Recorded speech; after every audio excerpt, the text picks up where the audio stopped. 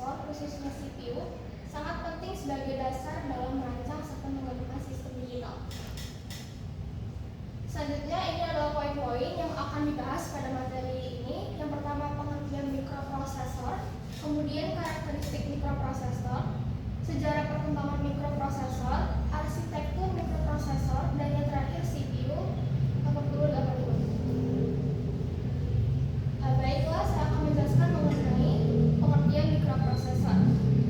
Mikroprosesor atau yang biasa disebut juga sebagai CPU adalah chip IC yang di dalamnya terdapat ALU, CU, dan register untuk memproses data digital secara aritmetika dan logika sesuai instruksi program. Di sini ada gambar dari bagian-bagian mikroprosesor. Yang pertama ALU atau Arithmetic Logic Unit yang berfungsi untuk melakukan operasi perhitungan angka dan logika yang hasilnya akan disimpan di register. Kemudian untuk control unit digunakan untuk mengatur alur dari instruksi yang diberikan kepada mikroprosesor. Selanjutnya ini adalah contoh-contoh dari penggunaan mikroprosesor, yaitu pada laptop, kalkulator, dan juga microwave. Kemudian dalam penggunaan mikroprosesor itu terdapat beberapa istilah yang mirip dan sering disalahartikan. Yang pertama, mikroprosesor, mikrokomputer, dan mikrocontroller. Di sini saya akan menjelaskan perbedaan dari ketiga istilah tersebut. Yang pertama ada mikroprosesor. Mikroprosesor itu hanya sebuah CPU yang terdiri dari ALU, CU, dan register. Sedangkan mikrokomputer merupakan suatu sistem komputer sederhana yang di dalamnya terdiri dari mikroprosesor, memori, dan I/O interface yang saling terhubung melalui bus. Kemudian ada mikrocontroller. Nah, mikrocontroller ini merupakan mikroprosesor, RAM, ROM, I/O interface, dan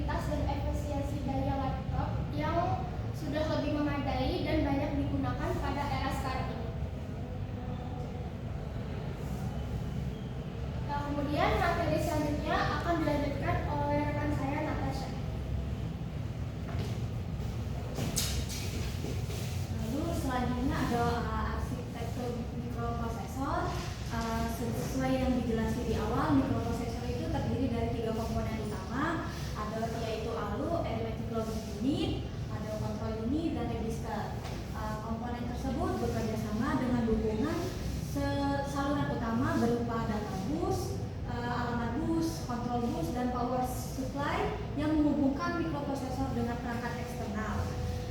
Secara umum, mikroprosesor ini menerima input, memprosesnya sesuai instruksi program dalam memori, lalu menghasilkan output ke perangkat lain. Selanjutnya itu ada sistem bus. Bus itu adalah jalan penghubung atau kumpulan kabel yang digunakan sebagai media untuk mentransfer data di dalam komponen. Selanjutnya ini karakteristik dari bus yang meliputi jumlah interupsi, ukuran bus data eksternal, ukuran bus alamat, sama kecepatan clock maksimum. Nah, ini interkoneksinya itu terdiri dari 4 data. Yang pertama data bus yang terdiri dari jalur 2 arah yang mengirim dan menerima data biner antara prosesor dan memori peripheral. Lalu selanjutnya itu ada alamat bus yang memiliki jalur 1 arah dan menentukan lokasi memori input atau output yang diakses. Lanjut, yang ketiga ini ada kontrol bus dengan jalur 2 arah membawa sinyal kendali seperti read, write, fetch, hold untuk sinkronisasi kerja atau komponen. Yang selanjutnya ini yang terakhir ada power supply yang menyediakan satu daya bagi mikroprosesor. Contohnya seperti CPU 8085 yang bekerja dengan plus 5 volt.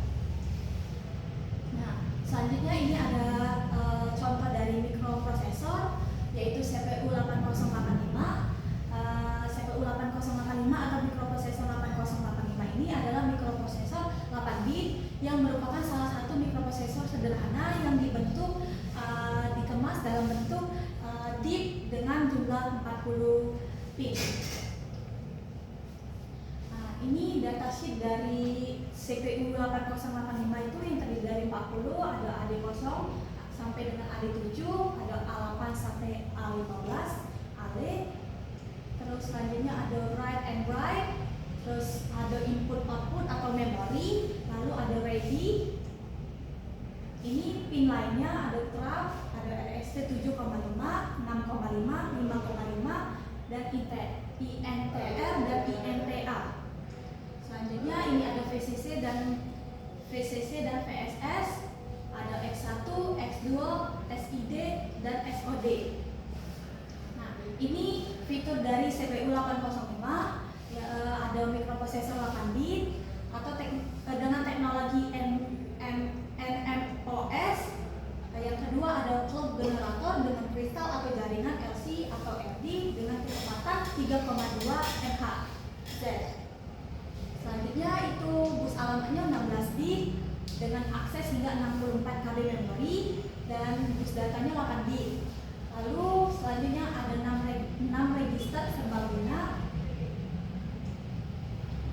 Selanjutnya ini ada register program counter, start pointer masing-masing 16 bit, memiliki 24 enam instruksi, mendukung input atau output series.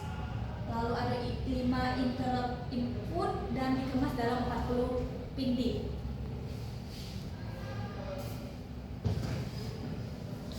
Baik, sekian penjelasan materi dari kami. Selanjutnya kesimpulan dari materi yang kami bawakan hari ini adalah disrupsi teknologi menuntut bisnis untuk terus berinovasi dalam model bisnis, produk, dan cara beroperasi. Perusahaan yang tidak beradaptasi beresiko kehilangan pangsa pasar. Baiklah, karena presentasi kami sudah selesai, kami akhiri dengan wassalamualaikum warahmatullahi wabarakatuh.